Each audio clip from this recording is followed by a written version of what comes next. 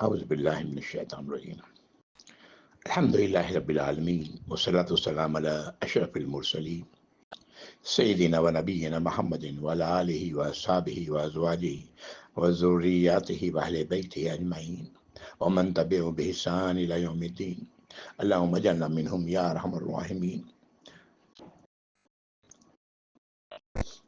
اما بعد فاعوذ باللہ من الشیطان الرجیم بسم اللہ الرحمن الرحیم رب اشرح لي صدري ويسر لي امري واحلل عقدة من لساني يفقهوا قولي اللهم اجعل هذا لوجهك الكريم لا رياء فيه ولا سمعة يا رب العالمين ربنا تقبل منا انك انت السميع العليم وتب علينا انك انت التواب الرحيم آمین یا رب العالمین والسلام علیکم ورحمۃ اللہ وبرکاتہ۔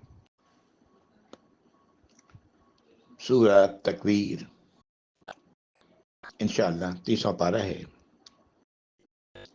29 آیات کی یہ صورت ہے۔ نام پہلی آیت سے ہی لیا گیا ہے۔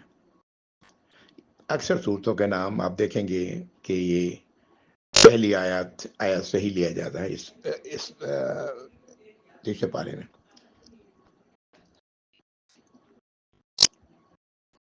شروع کی 14 آیات قیامت کے دن سے متعلق ہیں۔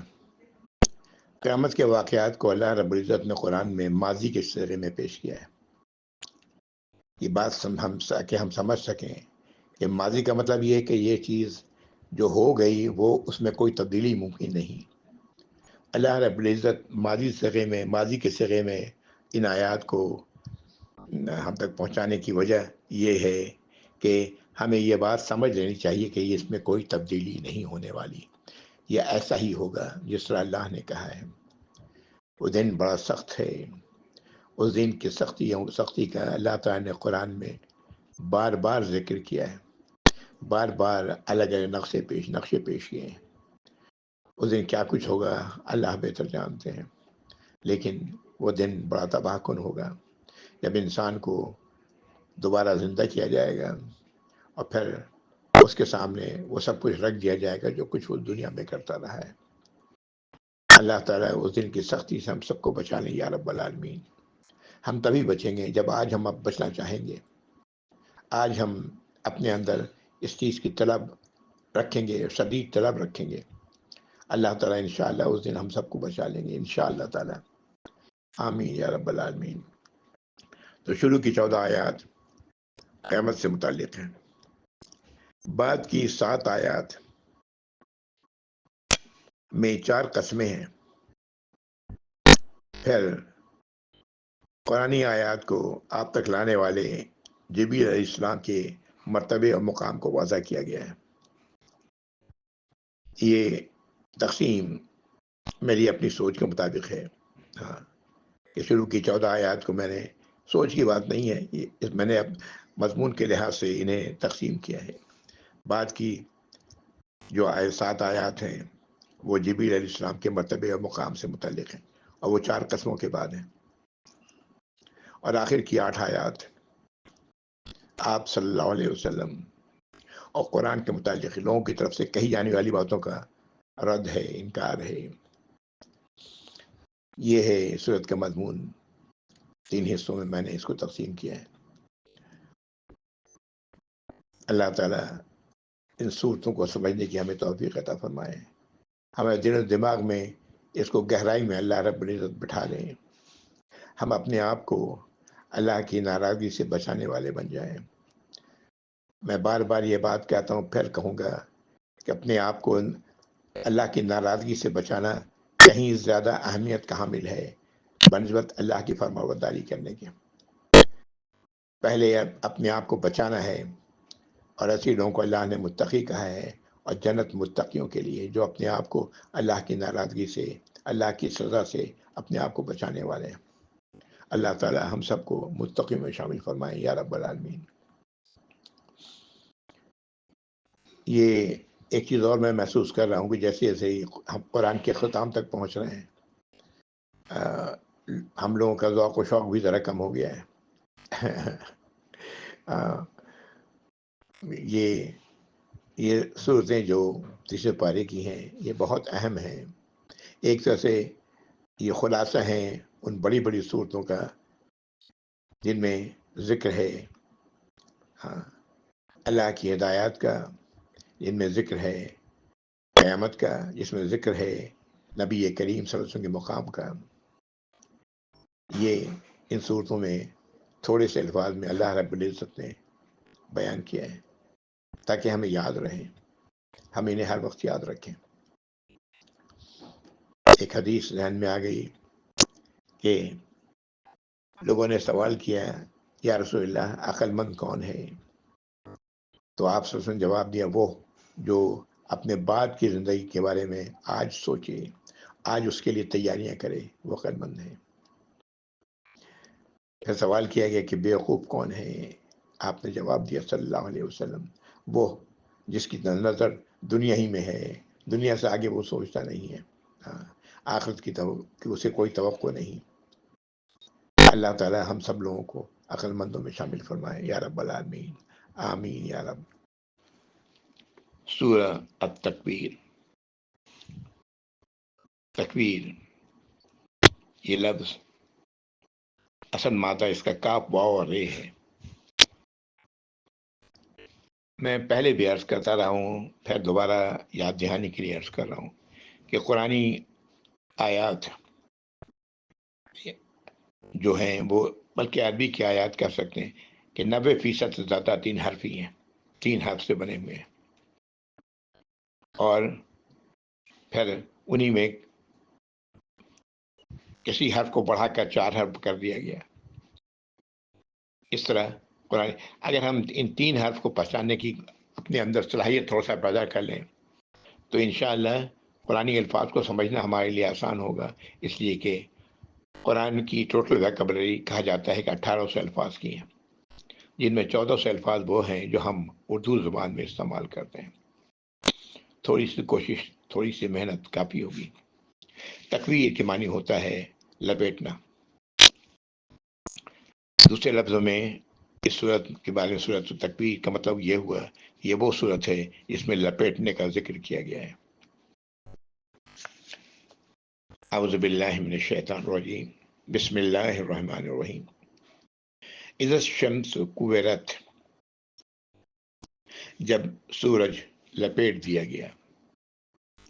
وَإِذَا النُّجُومُ انْكَدَرَتْ، ستارے جھڑ گئے، بے نور ہو گئے.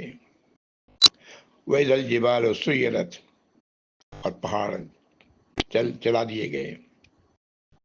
وَإِذَا الْعِشَارُ عُطِّلَتْ، اور جب 10 مہینے کی گابن اونٹنیوں کو چھوڑ دیا گیا. یہ بڑی قیمتی ہوتی ہیں، یہ اونٹنی بچہ دینے والی اونٹنیاں بڑی قدر ہوتی تھی ان کی. آج بھی جو لوگ اونٹ پالتے ہیں ان کے ہاں یہ بڑی قدر ہے. جو لوگ بکری اور گائے پالتے ہیں جب وہ گابن ہو جاتی ہے اور بچہ دینے کا وقت آتا ہے تو اس کی بڑی قدر و قیمت ہوتی ہے. تو اللہ تعالیٰ فرما رہے ہیں آیت نمبر 4 میں کہ جب 10 ماہ کی گابن اونٹنیوں کو چھوڑ دیا گیا، کوئی پوچھنے والا نہیں. وَإِذَا الْوُحُوشُ حُشِرَتْ، اور جب تمام وحشی جانور اکٹھا کر دیے گئے. آپ جانتے ہیں کہ اکٹھا نہیں کیا جا سکتا ہے، لیکن اس دن سب اکٹھا ہوں گے. گھبراہٹ کا یہ عالم ہوگا ان کے اندر بھی. وَإِذَا الْبِحَارُ سُجِّرَتْ، اور جب سمندر میں آگ لگا دی جائے گی. وَإِذَا النُّفُوسُ زُوِّجَتْ، اور جب ہر قسم کے لوگ اکٹھا کر دیے جائیں گے. وَإِذَا الْمَوْءُودَةُ سُئِلَتْ، اور جب زندہ درگور لڑکی سے سوال کیا جائے گا. بِأَيِّ ذَنبٍ قُتِلَتْ، کس گناہ کے نتیجے میں تمہیں قتل کیا گیا، تم نے کیا خطا کی تھی کہ تمہیں قتل کیا گیا. آیت نمبر 10. وَإِذَا الصُّحُفُ نُشِرَتْ، اور جب صحیفے نشر کر دیے جائیں گے، یعنی لوگوں کو ان کا نامہ اعمال مل جائے گا. وَإِذَا الشَّمْسُ كُشِطَتْ، جب آسمان کا چھلکا ادھیر دیا جائے گا. آسمان یا یہ کہیں کہ جب آسمان کی چمڑی ادھیر دی جائے گی. وَإِذَا الْجَحِيمُ سُعِرَتْ، جب جہنم کو بھڑکا دیا جائے گا. وَإِذَا الْجَنَّةُ أُزْلِفَتْ، اور جب جنت کو قریب لے آیا جائے گا. عَلِمَتْ نَفْسٌ مَّا أَحْضَرَتْ، ہر شخص کو معلوم ہو جائے گا کہ وہ کیا لے کے آیا ہے۔ یہ آیت نمبر 14 ہے۔ یہ سارا ماضی کا صیغہ ہے۔ ہم نے ترجمہ ماضی میں ہی کیا ہے۔ اس کو اگر اردو میں ترجمہ کریں مستقبل کے، جب سورج لپیٹ دی جائے گا، لپیٹ دیا جائے گا،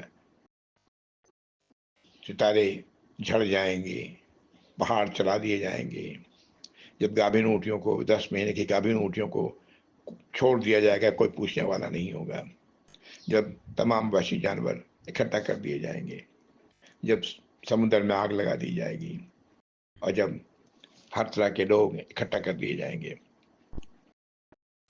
اور جب سوال کیا جائے گا زندہ گاڑی ہوئی لڑکی سے کہ تمہیں کس گناہ کے نتیجے میں تمہیں قتل کیا گیا، اور جب صحیفے نشر کر دیے جائیں گے، اور جب آسمان کی چمڑی اتھیڑ دی جائے گی، اور جب جہنم کو بھڑکا دیا جائے گا، سلگا دیا جائے گا، اور جب جنت کو قریب لے آیا جائے گا، اس وقت انسان کو پتہ لگے گا، ہر آدمی کو، کہ وہ کیا لے کے آیا ہے، کیا کمائی کی اس نے، کیا وہ لے کے آیا ہے آخرت کے لیے۔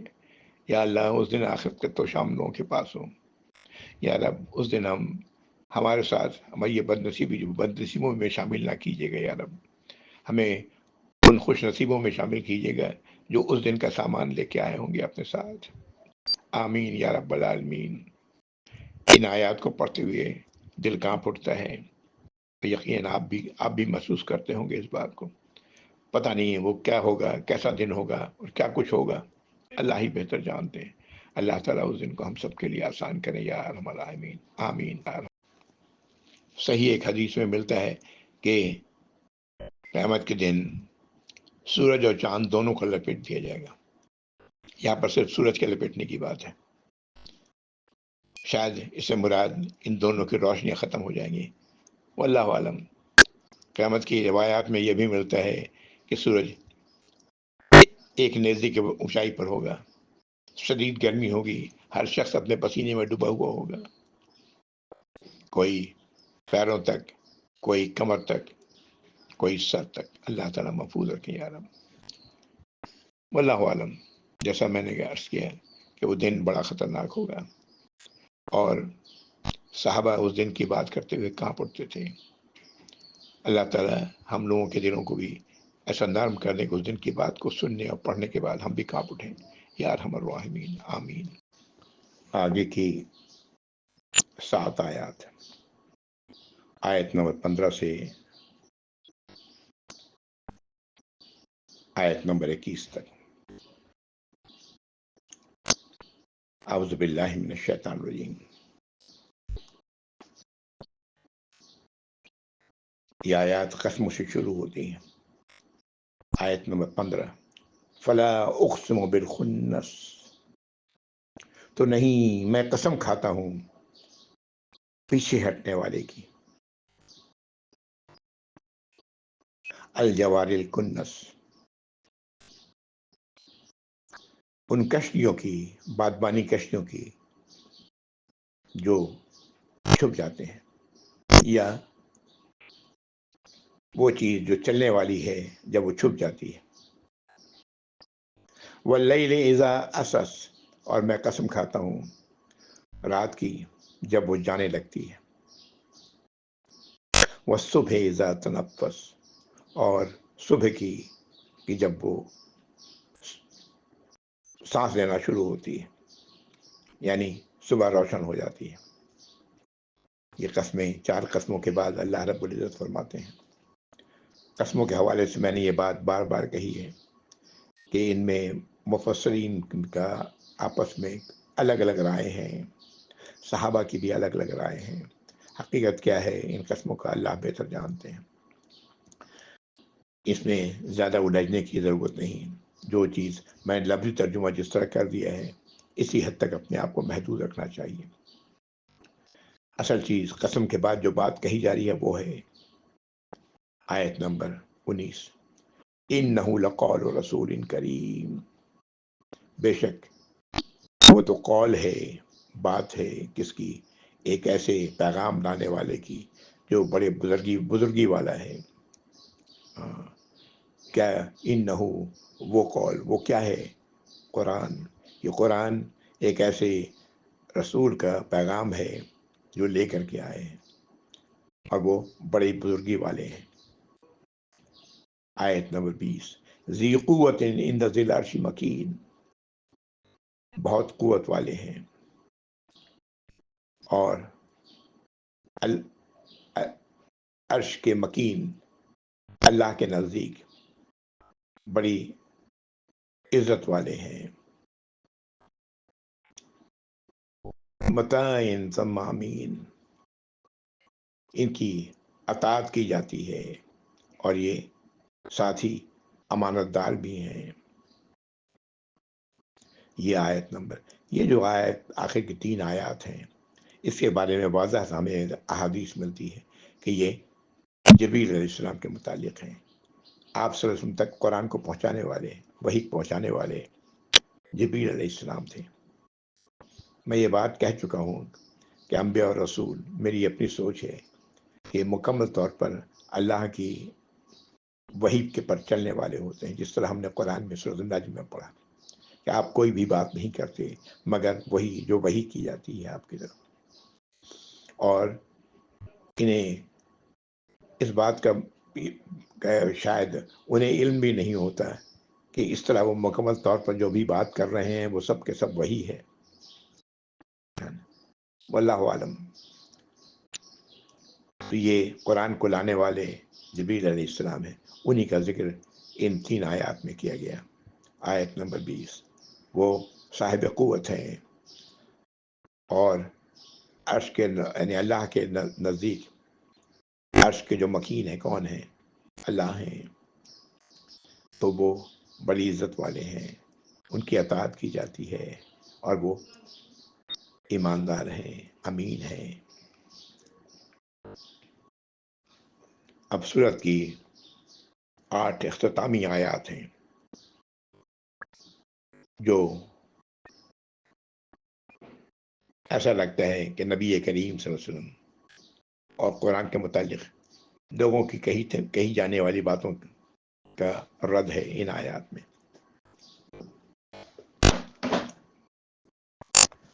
اعوذ باللہ من الشیطان الرجیم.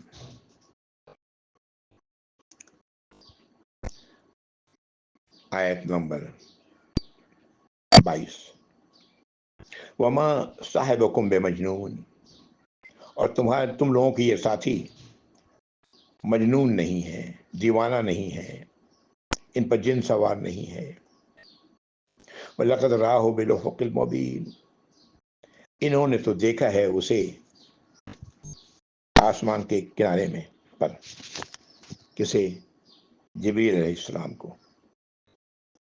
یہ حدیث ملتی ہے کہ آپ نے افق پر جبریل علیہ السلام کو دیکھا. آپ نے فرمایا ان کے 600 پر تھے. یہ احادیث میں اس کا ذکر ملتا ہے ان باتوں کا. اللہ تعالیٰ اسی کا ذکر کر رہے ہیں. انہوں نے دیکھا ہے انہیں اس رسول کو افق میں. وما هو علی الغیب بدنین، آیت نمبر 24، اور وہ نہیں ہیں پوشیدہ باتوں کے بتانے میں بخل کرنے والے. یعنی غالباً اشارہ نبی کریم صلی اللہ علیہ وسلم کی طرف ہے کہ وہ ان باتوں کو جو غیب کی باتیں ہیں ان کو بتانے میں آپ کسی بخل سے کام نہیں لیتے. وما هو بقول شیطان الرجیم، اور یہ وہ نہیں ہے کسی شیطان مردود کا قول. پھر اشارہ قرآن کی طرف ہے، اشارہ اس وحی کی طرف ہے. یہ ساری باتیں شیطان کی نہیں. لوگ کہتے تھے نا کہ آپ پر شیطان نازل ہوتے ہیں، نعوذ باللہ. تو اللہ تعالیٰ اسی کے رد کر رہے ہیں. یہ شیطان کا قول نہیں ہے، شیطان مردود کا قول نہیں ہے. فَأَيْنَ تَذْهَبُونَ، تو تم لوگ کہاں جا رہے ہو؟ إِنْ هُوَ إِلَّا ذِكْرٌ لِلْعَالَمِينَ، نہیں ہے وہ مگر نصیحت یاد دہانی تمام جہان والوں کے لیے۔ کون؟ جو باتیں آپ کے منہ سے نکل رہی ہیں، جو باتیں آپ کر رہے ہیں، جس میں قرآن بھی شامل ہے، قرآن ہے، احادیث ہیں، اور آپ کی کہی ہوئی دوسری باتیں۔ لمن شاء منکم ان یستقیم، ان کے لیے جو چاہتے ہیں کہ سیدھی راہ پر چلنا، ان کے لیے جو سیدھی راہ کو اختیار کرنا چاہتے ہیں، ان کے لیے۔ جو نہیں اختیار کرنا چاہتے ہیں وہ نہ کریں، لیکن جو لوگ سیدھی راہ پر اختیار کرنا چاہتے ہیں ان کے لیے نصیحت ہے آپ کی کہی ہر بات۔ وما تشاءون الا ان شاء اللہ رب العالمین، اور تم چاہ بھی نہیں سکتے مگر جب خود تمام جہانوں کے رب چاہیں ابھی تمہیں چاہ سکتے ہو۔ یہ بڑی ان آیات، ایسی آیات سے ہمارے اسلاف میں بہت سے لوگ گمراہ ہوئے کہ جی اللہ تعالیٰ ہدایت دیں گے تو ہدایت ملے گی۔ میں بار بار یہ بات کہہ چکا ہوں، اللہ تعالیٰ دلوں کا حال جانتے ہیں۔ اللہ تعالیٰ رب ہیں، رب کا کام یہ ہے کہ اپنی جن کی ربوبیت وہ کر رہا ہے اس کی ابھی تمام ضروریات کو پورا کرے، اس کی تمام طلب کو پورا کرے۔ جس کی طلب ہی برائی کی ہے، اللہ کی نافرمانی کی ہے، اسے ہدایت نہیں ملتی، اور جس کی طلب ہے اندر سے ہدایت کی، اللہ تعالیٰ اسے ہدایت دیتے ہیں۔ یہ ہدایت صرف اور صرف اللہ ہی کی طرف سے ملتی ہے، کسی انسان کی کوشش سے نہیں آتی۔ خود نبی کریم صلی اللہ علیہ وسلم کو بھی آپ نے فرمایا، اللہ رب العزت نے فرمایا کہ آپ کے چاہے کوئی ہدایت نہیں، آپ جس کو چاہیں ہدایت مل جائے، نہیں ملتی۔ ہدایت دینے والی ذات اللہ ہی کی ہے، تو تم نہیں چاہ سکتے کہ سیدھا راستہ اختیار کرو مگر تبھی جب اللہ تعالیٰ چاہیں گے۔ اور یہ آیت نمبر 29 تھی جس پر سورہ مکمل ہو رہی ہے۔ وآخر دعوانا الحمدللہ رب العالمین، وصلی اللہ علی محمد وعلی آلہ وصحبہ وازواجہ وذریاتہ واہل بیتہ اجمعین ومن تبعہم بإحسان الی یوم الدین۔ اللہم اجعلنا منہم یا ارحم الراحمین، آمین یا ارحم الراحمین۔ والسلام علیکم ورحمۃ اللہ وبرکاتہ۔ جزاکم اللہ خیر۔